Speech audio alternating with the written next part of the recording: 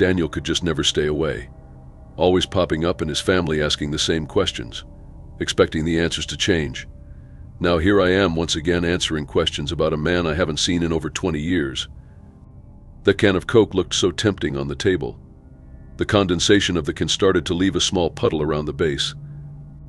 "If you're thirsty, you can have a drink," Agent Davidson said, interrupting my answer. "No, I'm fine. I'd much rather finish this up and head home," I said as meekly as I could.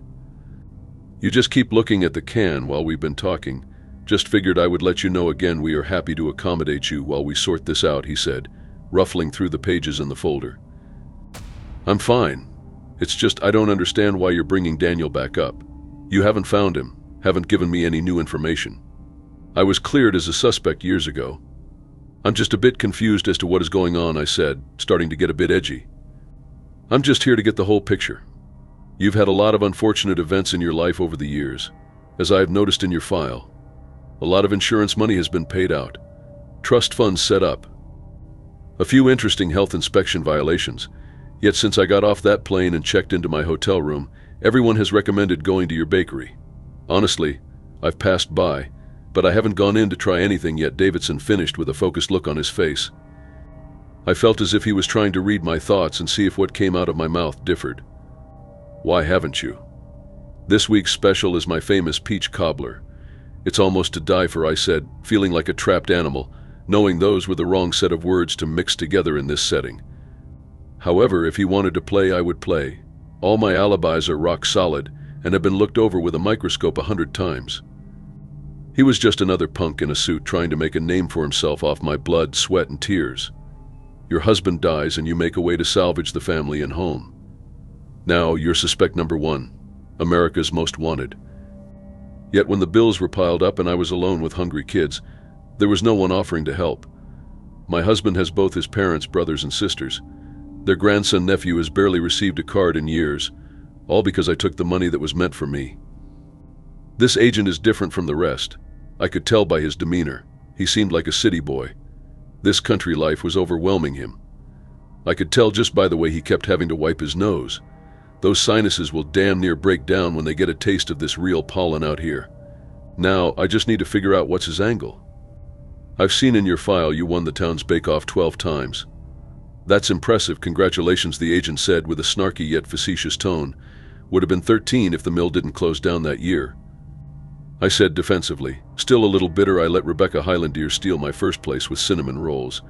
Was he trying to gauge my reactions and responses like a human lie detector? Whatever his motive was, there was nothing to find, no matter how deep he dug. This folder in front of me, though, still made me feel uneasy. It seemed to be custom-made by him. The inside seemed to be color-coded by section. I got a glance at the page behind Daniel's picture.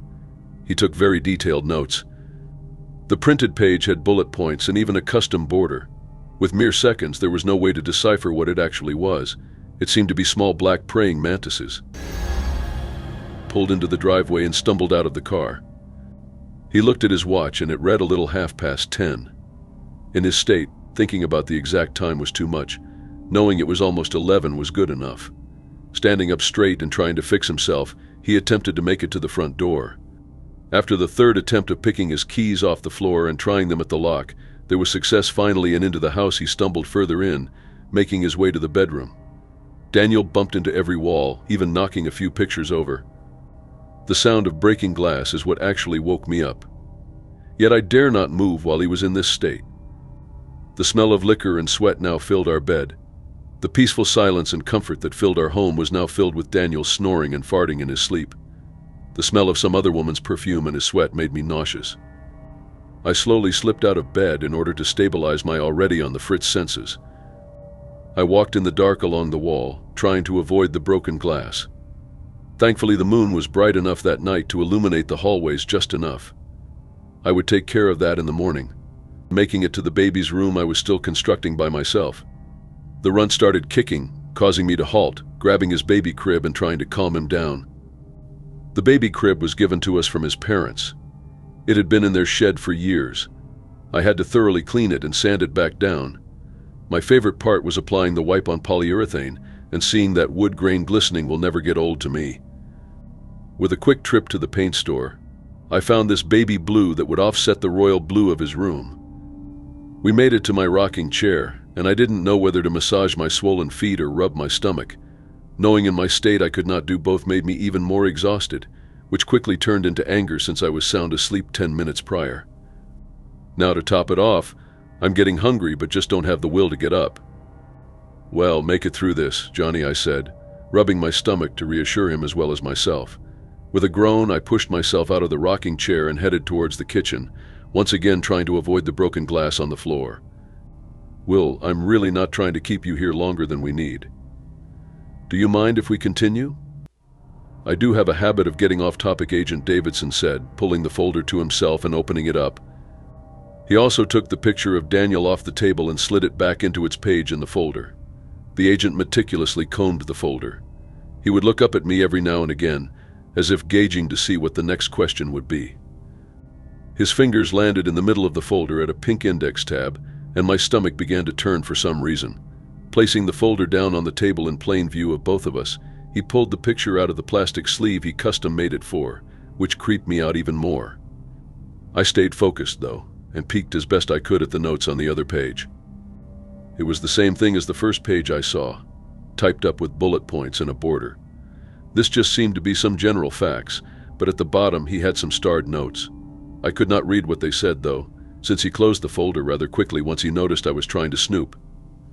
Clearing his throat, Davidson slid the paper over to me and asked if I knew the person in the photo. Tears began to well up in my eyes. I could barely control myself. "Do you know where she is, or what happened to her?" I asked, almost sobbing. "Leslie said she was going back home to see her mom, and I never saw her again. No, unfortunately, I don't have any new information on her, and I know it's hard right now after all this time. I would still like to ask you a few questions," Davidson said calmly, almost sympathetically. "Yes, sure," anything I said, wiping my face with my sleeves. "What happened the day before she left? Did she say anything out of the ordinary or anything about her demeanor that maybe you didn't remember or thought was not important back then?" he asked, leaning in as if I was about to tell him a secret. Leslie carried a laundry basket through the house and into the master bedroom. She dropped it on the floor and collapsed on the bed. She sniffed the pillow and buried her face in it. "What are you doing, you weirdo?"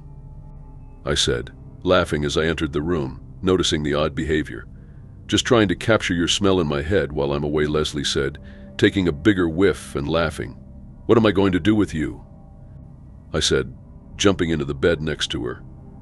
"I've got a few things in mind," Leslie said, jumping on top of me and kissing me as we giggled in the bed. She was like the sister I never had, a best friend I never knew I needed. Leslie was my world, and the kids loved her. Over the past few months, though, she has been rebuilding the relationship with her mother. After years of no contact, Leslie was ready to reconnect, and her mom was more willing to try than her dad. The thought of having a lesbian daughter, I guess, still didn't sit right. However, after all of that, Leslie was ready to go back home, and I wanted to support her. Family was the most important thing after all. Although running the shop and managing the kids by myself for a week seemed daunting, I couldn't allow myself not to support her just as much as she had me over the past year. Looking at her now, I can still see that glimmer in her eyes that I saw the first time we met. Leslie came into the shop on a Monday and bought some croissants. By that Friday, when she came back in, she barely had enough change for a donut. I could tell she hadn't showered in a few days. There wasn't so much an odor coming off her as it was just the disheveled look to her. After seeing this girl every day this week, sometimes even twice, I knew she was not from around here. Driving home one night, I saw her sleeping at the bus station. I had enough mouths to feed at home, I didn't need another one, so my drive home continued without delay. The thought of a young girl out there, though, didn't sit well with me as I tried to sleep that night. The next day, though, she didn't come in. I figured she must have finally gotten on the bus. I closed up the shop and began heading home. There she was again, just sitting on the bench. Staring into space like a zombie, she looked dirtier than she did prior. The light turned red, and I was stuck at the light. "Just don't look over there, go home, and start dinner. You have enough going on." I tried chanting to myself a few times in the car. It seemed like the light would never turn green. There was hardly anybody on the road. With the anxiety building up inside me, I almost wanted to run it, just to get away from looking to my left. Then I did it, and as if fate weaved it into the tapestry of life, Leslie looked right at me, and our eyes connected. "I didn't see you at the shop today," I said, winding my window down. "I ran out of money." "I'm trying to save up to get to Los Angeles," Leslie shouted across the street. There was something in her smile when she said Los Angeles that just warmed my heart. I remembered when I was young and full of dreams, before reality actually set in, and the kids came. "Where are you staying?" I shouted back, kind of already knowing the answer. "Right here for now until I find a ride going that way, or earn the money, hop in. You can stay with me tonight. You look like you could use a shower and a meal. These streets aren't safe for a girl your age," I said, and the light turned green finally. "You better choose quick, I've got kids to feed." Leslie hopped in the car, told me about running away, missing her bus, and not being able to afford another ticket. The creeps that tried to pick her up over the past few days. Most of them I knew and was happy she didn't take their help. I could have given her the money to get the ticket the next morning. Instead, after seeing how my kids enjoyed having her and how she helped that night after dinner, even got Rosie and Tommy to bed with no issues, I offered her a job the next morning to earn money for her bus ticket and money when she got there. I also told her we could arrange room and board here for an extra fee or help with the kids. She accepted the latter. I gave her $5 that morning as an advance, told her when the bus picked the kids up and where the town bus stop was in the neighborhood. Asked her to be at work at 8, and Leslie never disappointed me. I could hardly control the tears as I answered each of his questions. Each one pierced my heart like a dagger as I remembered all the precious times we had together before she started to act like the others. "I have one final question on MS Manifest. There was something different about your pies that year at the fair. Did she help you with it, or do you remember what made that pie so much different from the rest?" From questioning. "It seems that it's one of the more memorable years of what seems to be an iron hold on the bake-off," he asked nonchalantly. I quote from the festival president at the time, "One of the sweetest meat pies I've ever tasted." No, Leslie had already left by the time the festival came around. "If I'm not mistaken," I said. "I see," he said, just staring at me. "How about we take a break?" Davidson said, pulling the picture off the table, placing it back into its sleeve, and closing the folder. "No, let's continue so I can go." "What else do you want to know?" "You still haven't told me what this is about. You are bringing up people I haven't seen in years, give me no new information about them, but yet here you are holding me against my will," I said, starting to become irritated. Agent Davidson cleared his throat. As if not even hearing me, he opened the folder again and thumbed through it once again. There were 10 tabs, I noticed now, which meant one thing, and my stomach really started to tighten up. Pulling myself together, I awaited his next question. His fingers seemed to defy time as he flipped through the folder. It seemed like an eternity for him to turn the page. Yet I looked intensely at anything I could see on each page, trying to gather as much information as I could with every second. It was so quiet in the room I could hear every tick of the clock. My heart sounded louder though, and I prayed it was only me that could hear it.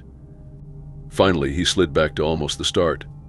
I almost sighed out loud because I knew what was coming this time. Stopping at a lavender-looking tab, Agent Davidson pulled out another photo from the sleeve and slid it gently across the table. "Well, let's just kill 2 birds with 1 stone, shall we? I had a friend from immigration contact me and asked me to look into this man. He was already on my list," coincidentally Agent Davidson said while fixing his tie. "Wow, I haven't seen or heard from Carlos in well over 10 years. He went to California to work in the vineyards. He promised to send some money but never did. I just figured he started a family and forgot about us," I said calmly. "Was that before or after you planted your famous peach tree?" Agent Davidson asked. "We planted it together. Carlos is the main reason my garden looks as good as it does. I've kept up and maintained it the best I can, but I could never have the passion he had for it," I said, starting to glaze a bit. I placed my hand on the Coke on the table. It was warm now. I couldn't drink it though, no matter how parched I was. To take anything from them puts you right in the palm of their hands. I've never taken anything, and I won't start now. They've grilled me harder than this before. It was not long after I opened my bakery. I remember that summer we had a heat wave. Nobody in town wanted to do a thing. Back then, it was just me and Johnny. Things were much simpler. We were struggling but happy. One Sunday I heard a knock at the door. There was Carlos with his horse and buggy filled with lawn tools. The tomatoes growing in my garden at the time looked like cherry tomatoes. They didn't taste like them though. I never had much of a green thumb, but was giving it my best. I even found some old bins to use as compost barrels. My vision was definitely there, but lacked the skill or labor time. He was like a breath of fresh air, a sip of lemonade on a hot summer day. Carlos finished my lawn, backyard, and tended to my plants all before 10. He might have finished earlier if Johnny was not trying to help him out, questioning him about everything. Every time I shooed him off and turned my back, Johnny was right back under him. Carlos would just laugh and continue showing him whatever he was curious about. Every Sunday, like clockwork, Carlos pulled up with that horse and buggy. Johnny would wait on the steps just to run up to them and ride to the house. Over the next few months, it went from having lunch ready by the time he was done to inviting him over for dinner to Carlos staying the night. His passion for plants transitioned to the bedroom. He took care of my needs just like he tended to the roses, not missing any nook or cranny with his tongue or hand. I gave him all the supplies he needed, and my garden was started. Now Johnny wanted to be a farmer, so he got a plot in the backyard. Carlos wanted a waterfall into a pond that would intertwine with the irrigation system he was setting up. He dug up all the yard himself, designing the plans and adapting as he went. Johnny was stuck to him like glue. I remember fighting with him in the morning to not go in the garden before school. He would get so dirty while trying to have the plants looking good for Carlos to see. Once he finished the pond, he bought koi fish and small catfish to put inside. The next week, Carlos bought a box of chicks. He and Johnny built a chicken coop not far from the compost site. It was the first time Johnny held any actual tools. Between the building and rounding up the chickens, feeding the fish and horse, he went to bed that night all by himself. A few months later, after we finished the greenhouse, me, him, and Tommy planted the peach tree. I was almost about to have Nina by then. It was not much long after that. He started calling about the vineyards. I didn't understand why. I offered him everything he wanted or could need. We had even started growing grapes in the greenhouse and around it. Before Nina was even born, Carlos received the call he wanted. His friends had an opening and wanted him to come visit. He became cold and distant. The weeks following up, he became late on Sundays. Johnny sat outside waiting, and I didn't like that.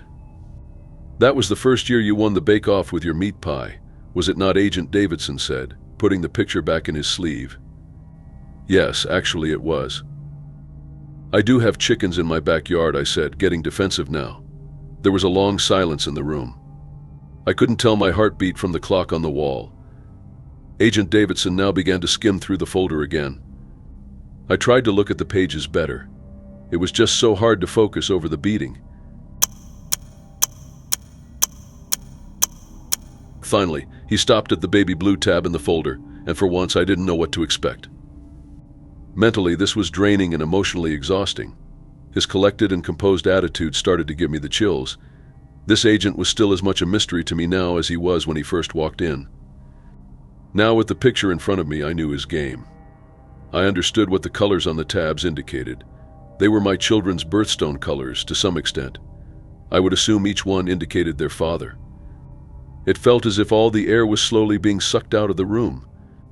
Agent Davidson was a psychopath in a suit, most likely grew up torturing trapped animals or his pets.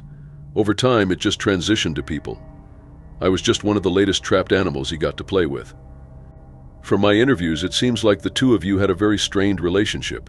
You, however, got another hefty insurance payout after his untimely demise. Is there a question there, or are you just being unsympathetic to a widow for pure spite? My apologies. Could you tell me where you were when he overdosed? Agent Davidson said firmly. Home with my kids. I never played with that stuff, and if I knew Harvey did, I would never have let him close to my family. The insurance money got you 10 additional acres on your property, and you expanded the business. I was his wife. That money was mine to do with what I pleased. Everyone in town is welcome and comes to my garden. It feeds the church, the schools, and anybody who's hungry in this town. I had already taken out a loan from the bank for my expansion before Harvey's accident. Everything I've gotten has been given back to the community. I see, and I have heard. Just wanted to hear these things from the horse's mouth. Harvey Sulford was a name I hoped to never hear again once the funeral was over. He was the first and only husband I had to bury. That black dress is still in my closet. I'm sure in the darkest corner, still covered in plastic and pristine. Nina was old enough to understand. Daddy was not coming home. It was pretty quiet in the house for a while. Even I missed the comic relief he offered. All the drinking and job losses aside, Harvey never cheated and treated my kids as his own. You would never have known we were arch enemies a few years prior. The Black Widow of Colorado was the title Harvey gave me. I couldn't enter a bar after Jacob left without hearing it. It spread like wildfire across the town. After Gerald skipped town, even I started to believe it. I barely left the house, as customers were few and far between. Depression had finally gripped its hands into me and was not letting go. I remember the first night I actually punched him in the face. After being at the bar at night, alone and grumpy, Harvey decided to follow me to the car. Asking his usual dumb questions as if he were Sherlock Holmes, going to solve the mass disappearances of all the men who unfortunately lay in my bed. Before I knew it, my fist was connecting to his multiple times. I slapped and clawed at him. My cries and lashing out had a meaning behind each. Everything that had built up over the years he received that night, for every time one of my kids came home from school crying. Each blow was a person that walked past me and whispered to their friend, avoiding me like a leper. Harvey took every blow and bite, every curse word I could muster out of my mouth. When Harvey wrapped me up in a bear hug, my fury didn't stop though. As much effort was put into my kicks and bites. He must have finally had enough. Harvey shook me so hard I felt my brain move. I'm sorry, I repeated, pulling me closer and closer. It was as if all the weight on my shoulders was lifted off. The tears that streamed now were not filled with rage. I couldn't explain the feeling, but some would call it closure. After years of being terrorized by this town, the mastermind had finally gotten his. Harvey was bloody, and my makeup was smeared. We looked like a mess and collapsed on the floor. He even took the brunt of the impact. From that night on, whenever I went out and was heckled, Harvey spoke up. No matter where in town or what event, he shut down all the gossip and jeers, like my own personal bodyguard now. That night between us changed everything. It became almost weird to not see him at my shop. If I knew attacking Harvey would have put an end to it all, that beatdown would have come years ago. Now business at the shop was back to normal. Harvey brought me the special beers and custom ones from the brewery, which I infused into pastries and cakes for holidays and customers. I knew Harvey for years in town. The thought of him being a drug addict never crossed my mind. Yes, a drunk, but during those days who wasn't? When the sheriff came to my door that night, it was as if he switched to speaking pig Latin mid-sentence. It was not long during planning his funeral. The peace I once held faded away. That old fire of revenge started to smolder, preparing to rise out of the ashes like a phoenix. Harvey was like the rest, just with a different mask.